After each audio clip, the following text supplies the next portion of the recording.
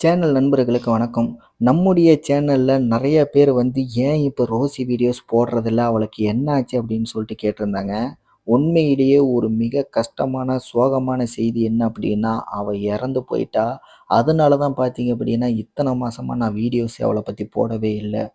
அதுக்கு மிக முக்கியமான ரீசன் என்னன்னு பார்த்தீங்கன்னா, நான் நம்மளோட சேனல்ல நெறைய வீடியோக்கள்ல சொல்லியிருப்பேன். ரோசி ரொம்ப தங்கமான பொண்ணு, ரொம்ப சூசியலான பொண்ணு. எல்லார்கிட்டயுமே நல்லா சோசியலா பழகுவா, கொஞ்சுவா, அப்படி இப்படின்னு நெறைய விஷயங்கள் சொல்லியிருந்தேன்.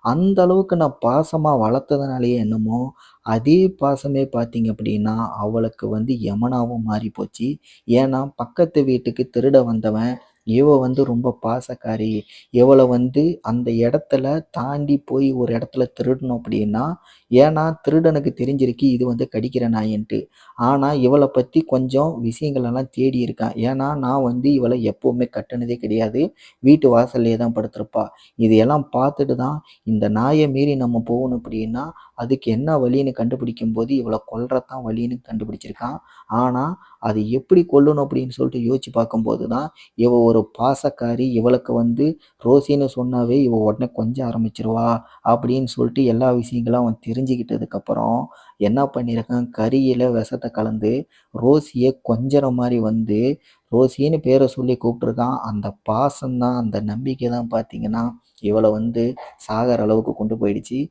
அவன் குடுத்த விஷத்தோட கலந்த கறியும் குடுத்துருக்கான். அதையும் இவ சாப்பிட்டுருக்கா. சாப்பிட்டு அன்னைக்கு நைட்டே பார்த்தீங்க அப்படின்னா, அவ இறந்துட்டா. இவ இறக்கும்போது நான் அவ கூட இல்ல. உண்மையிலேயே பார்த்தீங்கன்னா, எனக்கு அது ரொம்ப ரொம்ப வாழ்க்கையில எத்தனையோ சூழ்நிலைகள நான் கடந்து வந்திருக்கேன். ஆனா, இவ இறக்கும்போது இவ பக்கத்துல இல்லாதது தான் என் வாழ்க்கையிலே நான் மிகப்பெரிய சந்திக்கிற மோசமான சூழ்நிலையாவும், எனக்கு ஏற்பட்ட மிகப்பெரிய இழப்பாவும் பார்த்தேன். ஏன்னா, அந்த அளவுக்கு இவளோட இழப்பு எனக்கு ஒரு மிகப்பெரிய பாதிப்பையே குடுத்துருச்சு. ஒரு மிகப்பெரிய மீளாத மன வருத்தத்தையே குடுத்துருச்சு. அதிலிருந்து என்னால இப்ப வரைக்கும் மீண்டு வர முடியல. அந்த அளவுக்கு இவளோட நினைவுகள் எங்க எல்லாருக்குமே இருக்கு.